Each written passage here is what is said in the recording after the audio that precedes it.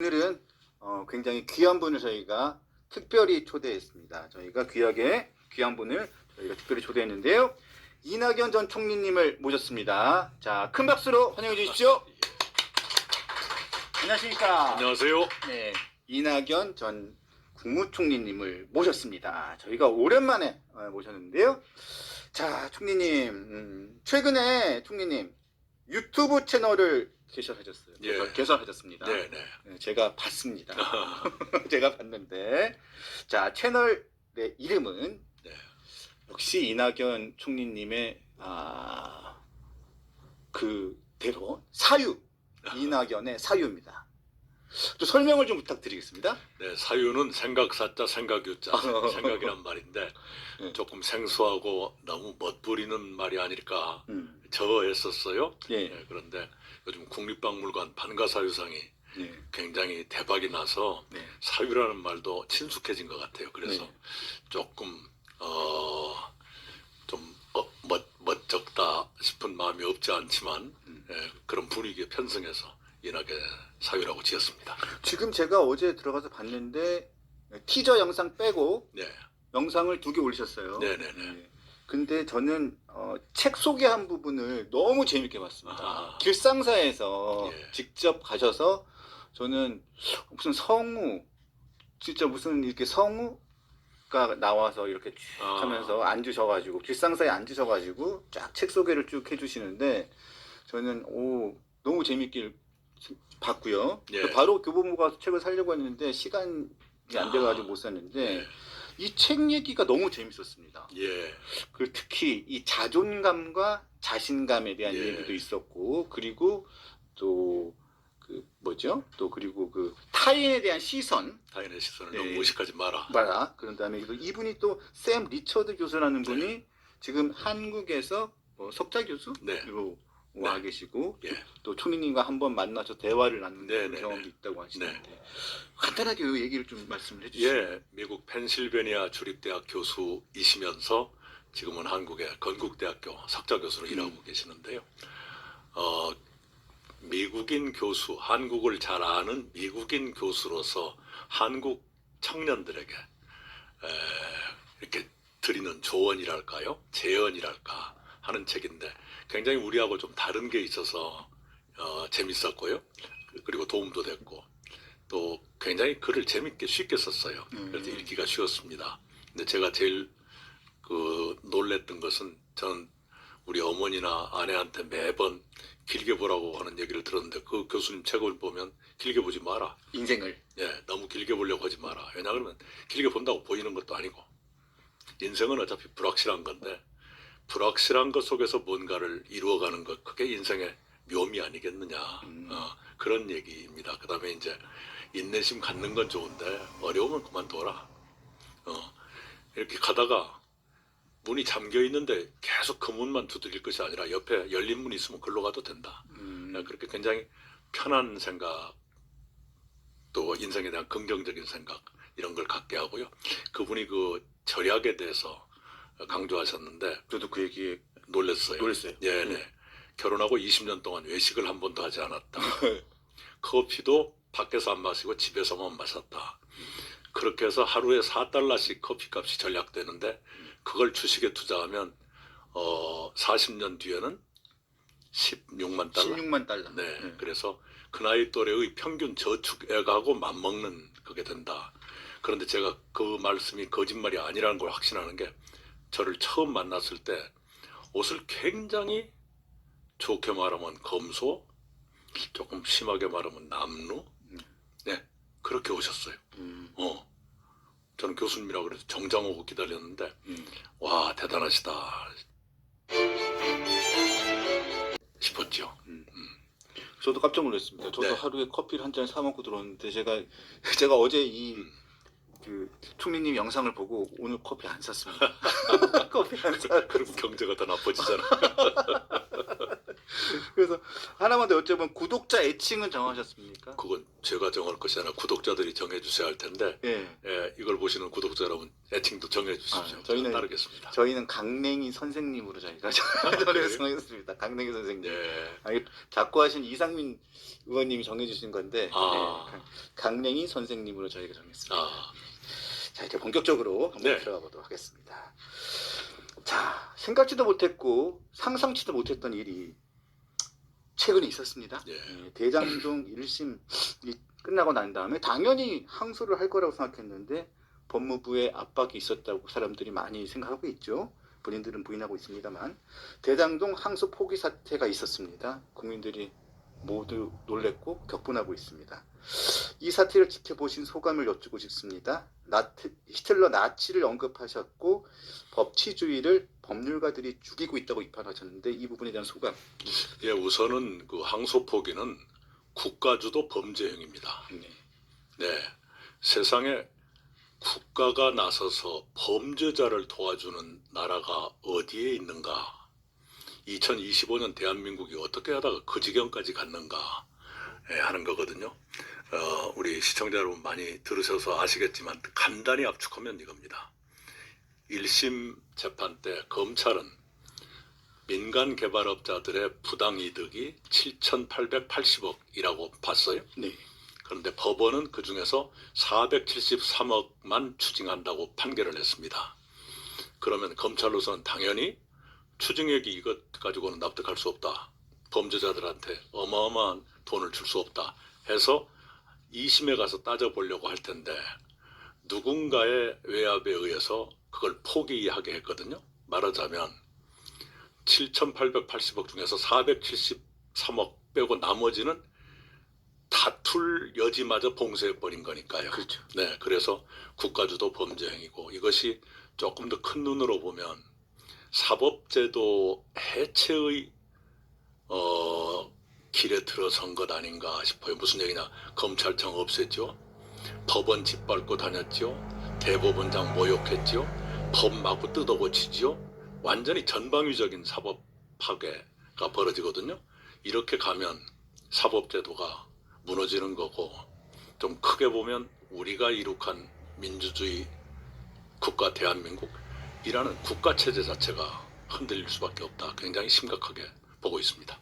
지난번에 총리님께서 대선 전에 저희 방송에 나오셔서 또 이런 경고를 하셨었습니다. 네네네네. 그래서 이렇게 법치주의를 짓밟는 일이 생길 것이다. 네네네. 매우 우려스럽고 이 부분에 대해서 진짜 경고를 한다라는 말씀드렸었는데 지금 보면 사실 피고인 이재명 대통령을 무죄로 만들려고 법치주의를 짓밟는 일이 이미 시작됐고 이미 계속되고 있다고 지금 최근에 또 말씀을 하셨어요. 네. 그때보다 더 적나라한 상황이 계속 진행되고 있는 거거든요. 그렇습니다. 제가 지난번에 이 자리 나왔을 때는 대통령 선거 전이었는데요. 그때는 우려였지요.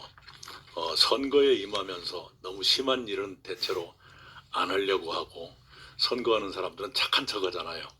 그럼에도 불구하고 기본적으로 입법부를 압도적 다수로 장악하고 있는 세력이 대통령까지 갖게 되면 입법과 행정을 다 장악하게 되는 것이고 그리고 사법 리스크 때문에 사법부까지 장악하려 들 것이다 네. 하고 우려했는데 네. 제가 우려하고 예상했던 것보다 훨씬 더 교묘하고 그리고 난폭하고 때로는 무모한 일이 지금 계속 벌어지고 있죠. 아까 그 히틀러 얘기를 물어보셨는데 제가 답을 빼먹었습니다. 제가 지난번에 SNS에 법치주의를 법률가들이 이렇게 죽이고 있다고 썼어요. 원래 그렇지요. 역사를 보면 어떤 험한 일이, 끔찍한 일이 벌어지면 그 분야의 전문가들이 부역을 하는 거거든요. 히틀러 때도 히틀러의 개인 변호사였던 법률가가 폴란드 그 대량 학살을 네. 이렇게 지도했고요. 무슨 오스트리아 병합, 네덜란드 점령 이것도 전부 변호사들이 네. 주도했거든요. 그리고 학살의 기획자뿐만 아니라 실행자들, 실제로 학살을 한 거기에도 놀랍도록 변호사들이 많이 있습니다. 전쟁 중에는 생체 실험도 하잖아요. 살아있는 인간을 대상으로 실험을 한단 말이에요. 그 의사들이 합니다. 네. 그러니까 제가 그 얘기를 한 것은 전문성을 가진 직업 군이 직업 윤리를 놓아버리는 순간 끔찍한 일의 부역자가 되는 것이고 그것이 역사의 교훈이고 지금 대한민국에서도 그런 일이 벌어지는 것 같다. 이번 항소 포기 사건을 보면서 거기 등장인물들이 굉장히 많잖아요. 전원이 법률가들입니다. 그래서 법률가들께 호소드리는 심정에서 직업윤리를 가져주십시오. 사법시험 준비할 때 어떤 생각으로 했습니까? 그런 호소를 드리고 싶었어요. 총리님, 그런데 지금 여야는 물론 뭐 여야 입장이 다르고 정치적인 목적이 다르기 때문에 지금 입장이 극명하게 다릅니다. 항소 포기 사건을 두고. 자, 민주당과 여권은 검찰의 이 항소 포기에 대한 이 이유에 대한 설명을 두고 집단 반발을 넘어서 항명이라고 규정을 합니다. 이에 대해서 야당은 대통령실과 법무부와 대검 수뇌부들의 이 외압 의혹을 밝혀야 된다고 방점을 찍고 있거든요. 총리님이 보시는 이 사태의 본질은 뭐라고 보십니까? 우선은 검사들로서 더구나 대장동 사건을 수사하고 기소했던 그리고 1심 재판의 그 소송 유지라고 합니까? 공소유지요. 공소유지를 네. 담당했던 검사들 입장에서는 범죄인들에게 더 추징해야 맞는데 그걸 국가가 더 추징하지 못하게 길을 막아버리는 것에 대해서 옳지 않다고 말하는 게 상식 아닌가요? 네. 네. 그걸 항명이라 그러면 어떡해요? 예를 들어서 윤석열 정권 때 최상병 사건이 네. 있었죠. 네. 그때 박정훈 대령이란 분이 정의와 상식의 말을 했어요. 네. 그때 윤석열 정권은 항명이라 그랬죠. 네. 항명이라고. 예. 그것과 이것과 무슨 차이가 있는지 한번 묻고 싶고요. 예. 기본적으로 항명이란 건 명령이 있어야 되는데 다들 명령 안 했다고 그러잖아요. 네. 명령 안 했다고 합니다. 안 했다고 하죠? 네. 그냥 신중한 판단을 하라고만 했다. 신중하게 판단하라고. 네. 예, 그것도 2번 얘기했다고. 글쎄요. 네. 그러면 명령이 없는데 어떻게 항명이 가능하죠? 좀 무리인 것 같아요. 네. 자, 그리고 난 다음에 시간이 지나면 지날수록 점점 더 여론이 나빠지고 그리고 검찰 내부에서도 지금 말씀하신 네. 것처럼 항명이 아니고 반발이 아니고 항소 포기에 대한 이유를 설명해달라는 단순한 의견 개진이었다는 설명들이 계속 세를 얻어가니까 어떻게 얘기를 하냐면 여당과 법무부가 나서서 공개 이유를 설명을 요구한 그러니까 검사장들을 네. 다시 한번 항명으로 규정을 찍고 여당이 평검사로 강등을 하고 사표를 낸 사람들은 징계로 강행을 하고 사표를 받지 말아야 된다. 이렇게 얘기를 합니다. 네. 이 부분에 대해서 법치의 근간이 훼손됐다는 얘기들이 지금 계속 나오고 있습니다. 네. 이 부분은 어떻게 평가하십니까? 가장 기본적인 것은 우리 상식에 입각해서 볼 때 어떻게 국가가 범죄자 편을 들 수 있느냐 하는 건 상식에 속하는 문제거든요. 그런 데 대해서 문제의식을 가진 사람들을 이렇게 나쁜 사람들처럼 이렇게 혼을 내려고 그러는 건 안 되고요. 그 다음에 검사장을 평검사로 강등하겠다. 그 방식이 항소 포기하고 비슷하게 느껴져요. 무슨 얘기냐 그러면 항소 포기를 누군가는 시켰을 거예요. 왜냐하면 검찰총장 대행이 퇴근 30분 전까지 항소될 걸로 알았다는 거 아니에요? 네. 그러면 불과 몇 시간 사이에 이게 뒤집어졌다는 얘기인데 그걸 아주 센 외압이 없이는 그런 일이 불가능한 거지 않습니까? 그런데도 불구하고 지금 법무부나 정부가 하고 있는 일 보면 검찰이 스스로 한 것처럼 만들려고 하고 있잖아요. 네. 심지어는 항소 포기가 아니라 항소 자제다. 네. 이게 민주당에도 공식 논평에 나오죠. 그것과 비슷하지 않습니까? 눈에 가시 같은 검찰 간부들을 내보내고 싶은데 마구 모욕을 주어가지고 스스로 사퇴하게 만드는 것 같은 느낌. 아까 항소 포기도 검찰이 스스로 한 것처럼 만들려고 하는 것과 뭔가 비슷한 것 같은 느낌이 들어요. 대단히 그러나 검사장을 평검사로 강등시키고 사표를 내도 안 받아주고 징계 절차를 밟겠다. 뭐 철저히 모욕하겠다는 얘기지요. 굉장히 치졸한 광기에 가까운 치졸이다 라고 보고요. 이런 방식이 이 사법제도의 해체를 훨씬 더 난폭하게 이루어갈 가능성이 있어서 경각심을 가져야 한다고 생각합니다. 그리고 국민들이 가장 또 분노하는 지점 중에 하나가 이 대장동 민간업자들, 이 범죄자입니다. 이번에 검찰이 항소 포기를 하면서 그야말로 이 대장동 사업으로 불법으로 획득한 이 돈들을 본인들이 그냥 다 가져가게 됐습니다.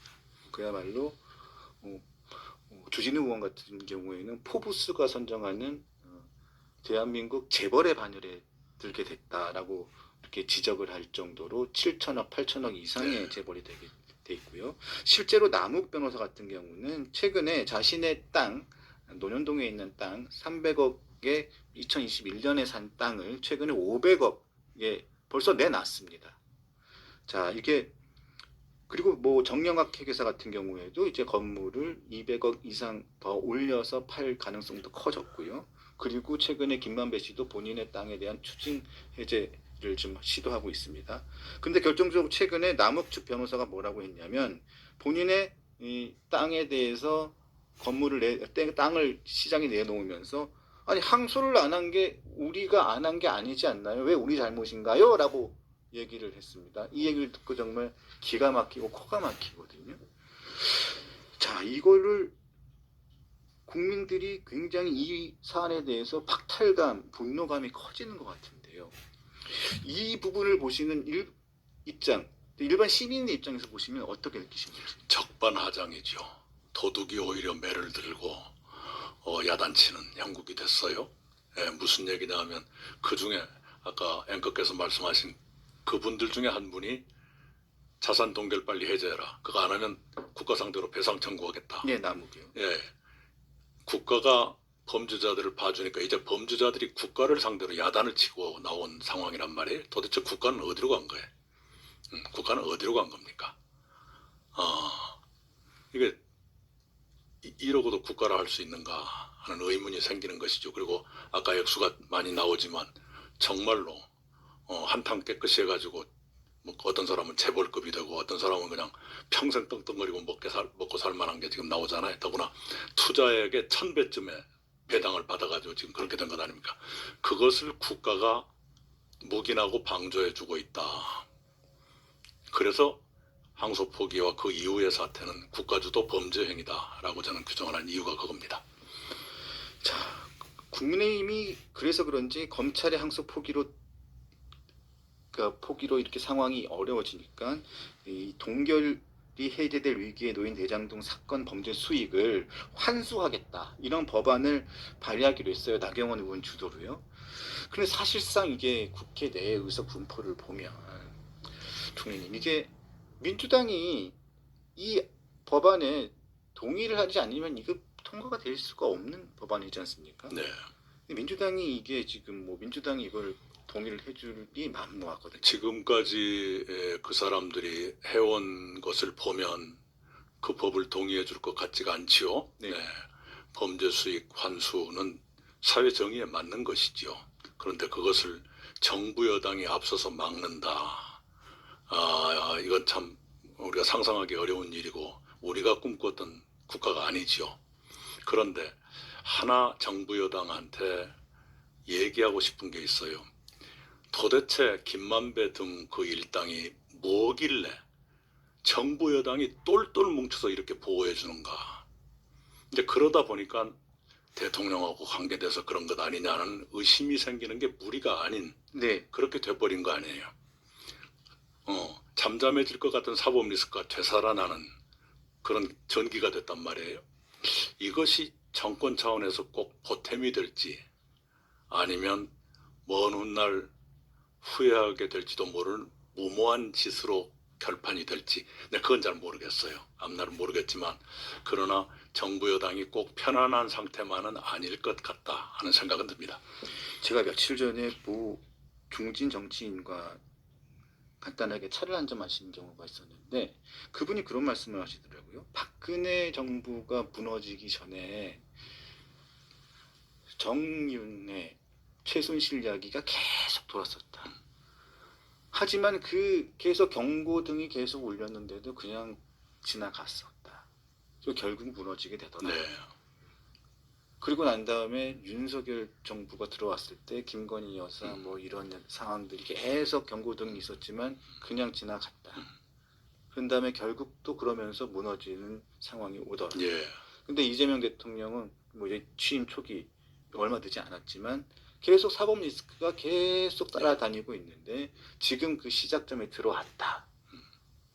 이 사법 리스크에 대한 어떻게 이 부분을 잘 이 부분을 이 경고등이 들어왔을 때 어떻게 잘 매니지를 하느냐가 중요하지 않겠느냐 네. 이런 얘기를 하던데요. 총님 생각 어떠십니까?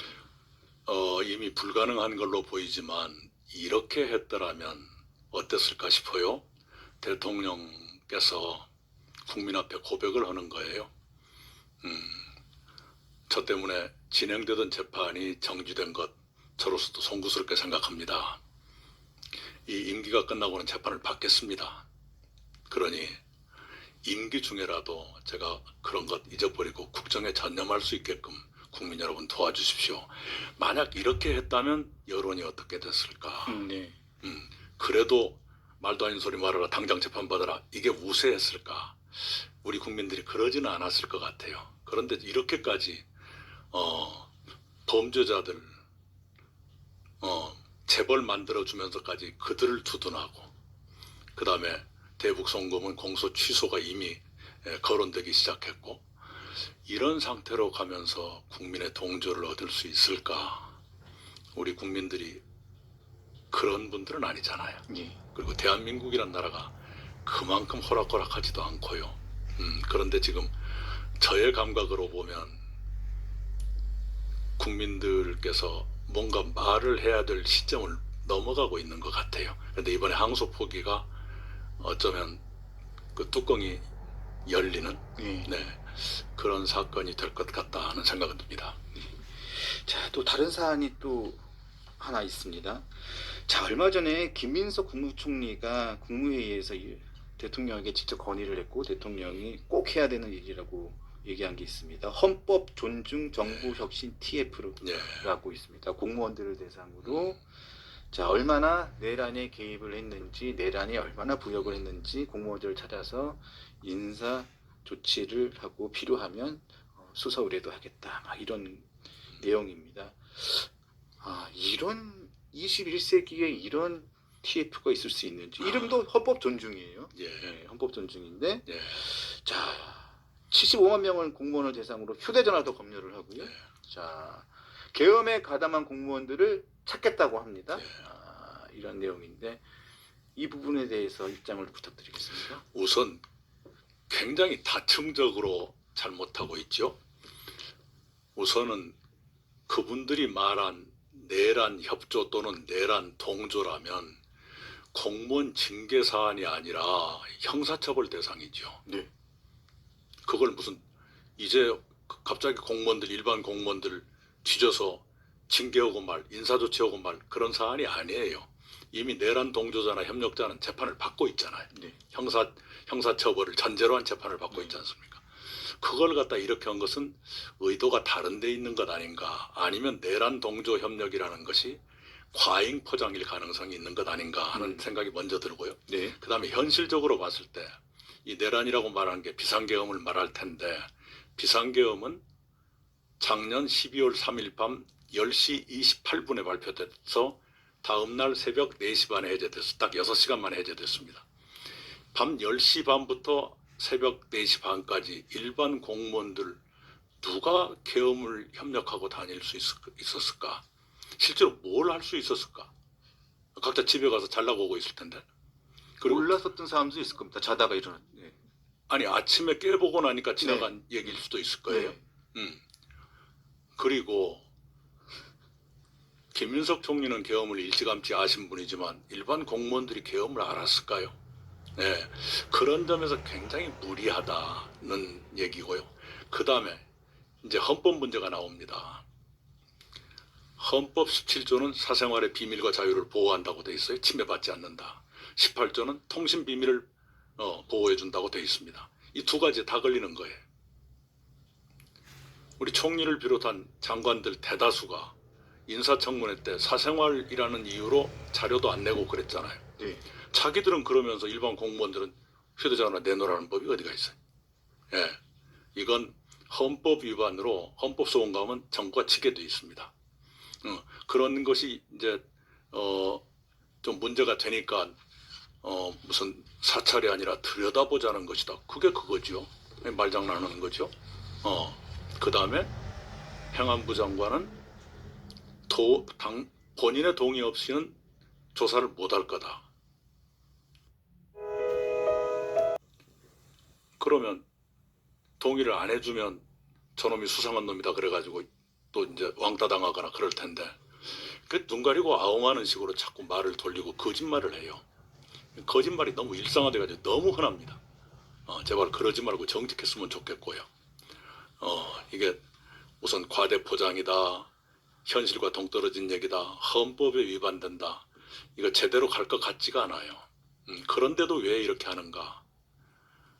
뭔가 어떤 것 때문에 조금 선을 넘는 것을 너무 그냥 편하게 넘나드는 것 아닌가 그런 생각이 들어요. 그냥 단도직입적으로 엿주면 공무원들 물갈이 때문에 그런 거 아니겠습니까? 그런 것으로 의심될 수밖에요. 예. 그거 아니라면 이유를 대야 하는데 아까 내란 동조다. 그건 형사처벌 대상이라니까요. 네. 그리고 공무원들이 한밤중에 계엄을 알 리도 없고 동조할 수도 없어요. 기껏해야 누가 있다면 야 어쩌고 친구하고 문자 주고받으면서 뭔가를 표시했을 수가 있죠. 그건 사상의 자유에 속하는 문제예요. 법에 관한 속담, 격언, 그걸 법언이라고 그럽니다. 오래된 법언에 이런 게 있어요. 생각에는 세금을 물리지 못한다. 생각은 처벌 대상이 아니에요. 그런데 친구하고 문자 주고받는 것이 처벌 대상이라고 그건 이미 민주국가가 아닙니다. 제가 전체주의 그림자가 어른거린다고 경고를 네. 했는데 제가 책을 보다 깜짝 놀랐어요. 한나 아렌트라는 분이 계세요. 나치 연구의 예. 세계적인 권위자죠. 그분의 책을 보니까 전체주의라는 게 별거 아니다. 공적 영역과 사적 영역의 구분이 없어지는 게 전체주의다. 바로 요거구나. 공적인 이유를 핑계로 대서 개인의 휴대전화와 개인용 컴퓨터를 뒤지겠다? 이건 전체주의가 아니고 뭐냐. 그래서 전체주의 그림자가 어른거린다 이렇게 경고를 했었는데요. 대단히 위험한 상황입니다. 항소 포기도 그렇고 공무원들 휴대전화 뒤지겠다는 발상도로 굉장히 위험합니다.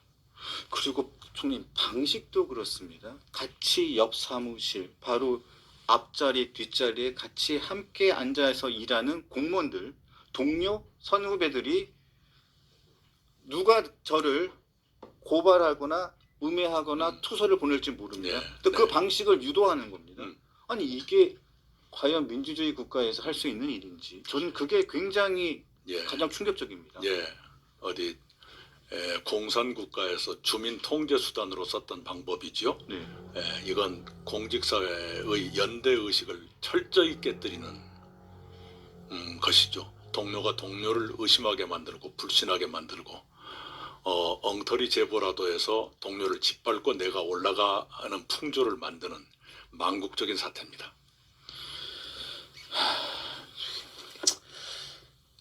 자, 저 총리님께서 또 이런 말씀도 하셨어요. 독재는 맹종을 요구하고 독재자는 순종하는 공무원을 좋아한다. 그렇다고 하더라도 의인은 진정 절멸했는가?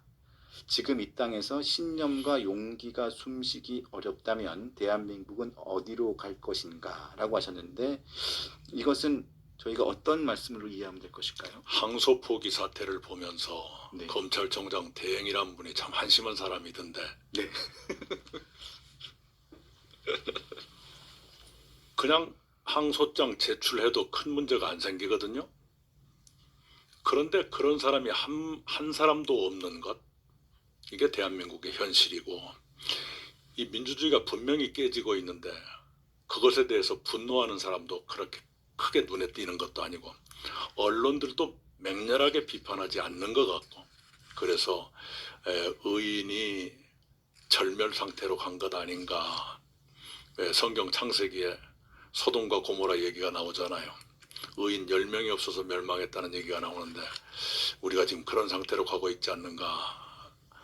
그냥 비관 때문에 그 얘기를 한 것이 아니고요. 각자가 자기 영역에서 이게 내 직업 윤리고 정의라고 생각한다면 그걸 말하고 행동하는 그런 기계 있는 사람들이 절멸하면 대한민국은 영혼 없는 국가가 될 거 아니에요. 공직사회는 신념 없는 좀비 사회가 될 거고요. 왜 그렇게 가려고 합니까? 네, 그래서 정의의 말 또는 상식의 말을 용감하게 불이익을 감수하면서라도 용감하게 하는 것, 그런 행동을 하는 사람을 누군가는 평가해 주는 그런 사회가 되지 않고는 희망을 되찾기가 어려울 것이다. 그 걱정합니다. 총리님은 다선 국회의원도 지내셨고 도지사도 하셨고 여당 대표도 지내셨고 국무총리도 지내셨습니다. 5선입니다. 네, 오선 국회의원에 예, 예. 자, 진짜 두루두루 모든 국정을 총괄하셨고 다 하셨는데 최근 김민수 총리가 보면 오세훈 서울시장하고 사사건건 충돌입니다. 자, 전직 총리로서 자, 김민석 총리와 오세훈 서울시장의 사사건건 이게 대립하고 있는 사안들 보시면서 이렇게 훈수를 두고 싶은 마음, 훈수를 좀 한번 두신다면. 이게 상식이 하도 먹히지 않는 세상이 돼서 제가 얘기해도 부질없는 짓이 될 가능성이 높은데요. 대통령이나 국무총리나 장관들은 상대가 나와 정당이 다르다고 하더라도 안 그런 척하고 이렇게 대등하게 평등하게 대해주는 것이 좋거든요. 그런 척이라도 해야 돼요. 그런데 이렇게 노골적으로 막 그냥 그 싸움의 전면에 나선 전사처럼 정부 고위직이 하는 건 제가 볼 땐 처음인 것 같아요. 속으로 그런 사람은 있겠죠. 속으로 노무현 대통령은 열린우리당 잘 됐으면 좋겠다. 그 정도 말씀으로도 탄핵 소추가 됐잖아요. 나중에 파면을 면하셨지만. 그런데 이렇게까지 하면은 적어도 그 분야에서는 국가라는 게 삐걱거리게 돼 있잖아요. 네. 왜 그것을 정부가 자초할까? 내년 지방선거에서의 이득을 위해서 그런 것 같긴 해요. 그리고 본인이 어쩌면 선거 전에 이미 뛰어들었는지도 모르겠고요. 그렇다 하더라도 현직에 있는 한은 그러지 않는 척이라도 하는 것이 공직의 의무다라고 생각합니다. 자, 마지막으로 한번 또 여쭙겠습니다. 네. 아까 전에 그 이낙연의 사유 지금 네. 유튜브를 이제 시작하셨는데, 자, 총리님 다음 영상이 어떤 게 올라올지가 매우 궁금합니다. 어떤 영상, 어떤 컨텐츠가 올라올지 굉장히 궁금했는데 언제 올라오고 네. 어떤 영상, 어떤 컨텐츠가 어떤 주제인지가 궁금합니다. 설명을 좀 부탁드리겠습니다. 제가 스포일의 자유가 있나요? 네, 해주십시오. 네. 오늘 오후쯤에 올라갈 것 같고요. 오늘 오후에요. 네네. 네. 내용은 올해가 윤동주 시인의 서거 80주년입니다. 아, 네, 그래서 윤동주 시인을 생각하면서 우리가 윤동주 시인의 그 보석 같은 시를 접할 수 있게 된 것, 2명의 친구 덕분이었거든요. 그 친구 얘기에 비중을 두어서 이미 촬영을 했습니다. 사실은 10월 초에 촬영했는데 굉장히 늦어졌어요. 네. 그 자문에 있는 윤동주 문학관 거기를 갔다가 그 부근에서 촬영한 것이 있습니다. 조금 계절에는 안 맞지만 우리가 27살의 여절하신 아까운 청년 윤동주의 정신세계, 특히 대한민국 청년들 거의 대부분이 바로 그 시 때문에 가슴 설렜던 적이 있을 거예요. 죽는 날까지 하늘을 우러러 네. 한 점 부끄러움이 없기를 잎새에 이는 바람에도 나는 괴로워했다. 네, 맞습니다. 제가 고등학교 때 그 시를 읽고 나도 이렇게 살아야지 하고 결심한 적이 있었는데요. 인생이란 게 그렇게 녹록한 건 아니지만 지금도 그 지향 자체는 가지고 있습니다. 그 항상 그 제가 뭐 이게 세 번째 오늘 올라오는 그 컨텐츠인데 그 길상사 관련된 곡이 그 교수님 나왔던 그 책에도 백석 시인이 나오던데, 네네. 네, 백석 시인 있는데 이번에 윤동주 시인 컨텐츠네요. 그리고 지금 댓글에 계속 이낙연의 사유는 힐링 컨텐츠다라는 글들이 계속 올라오고 있습니다.